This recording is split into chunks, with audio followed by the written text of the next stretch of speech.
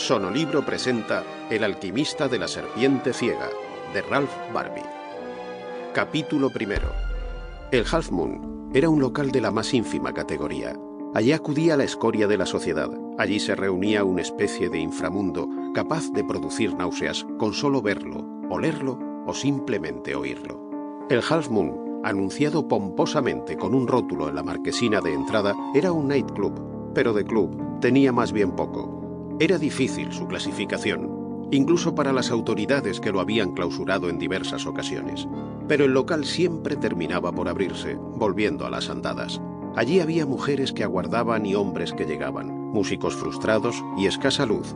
La policía sabía bien que aquel era un reducto de facinerosos y criminales y había llegado a tener sus soplones dentro para enterarse de forma supuestamente anónima de algunos delitos que se preparaban casi siempre de poca monta.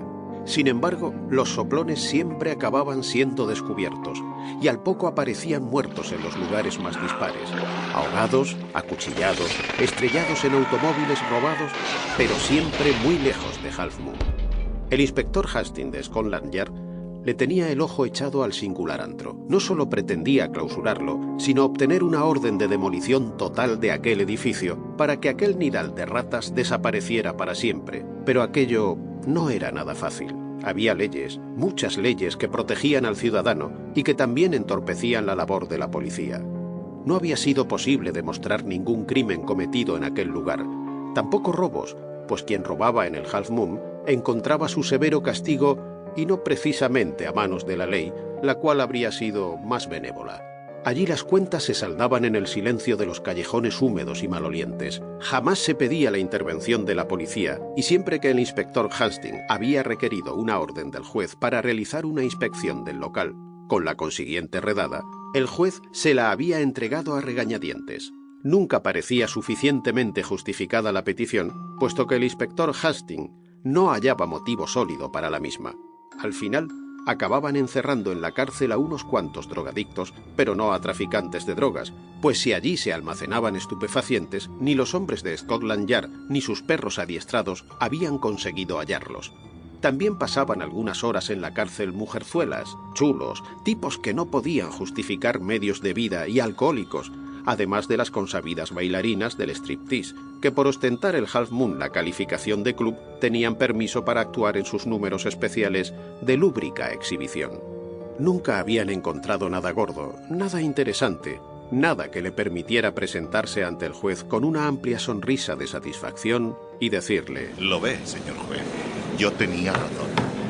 En el Half Moon solo se atrapaban ratas de cloaca de escaso relieve, y el inspector Hastings tenía aquella espina clavada en su espíritu profesional.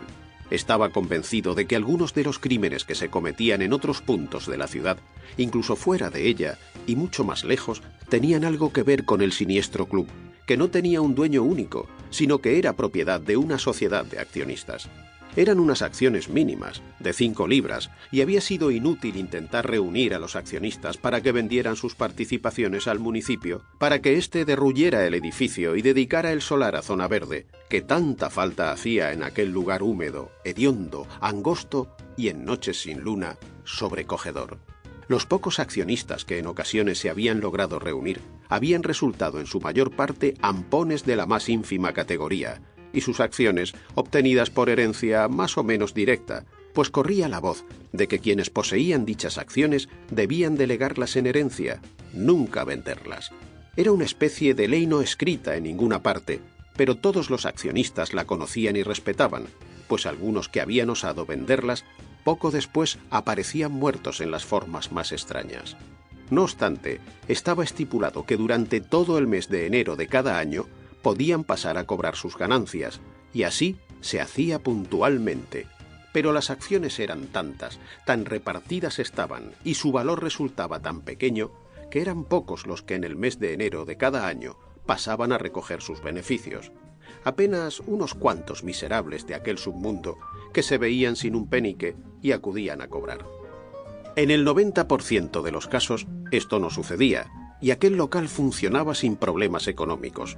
Para los más, la acción que poseían les servía como carné acreditativo para ser tratados en el Half Moon como clientes preferentes. El gerente del... Sample complete. Ready to continue?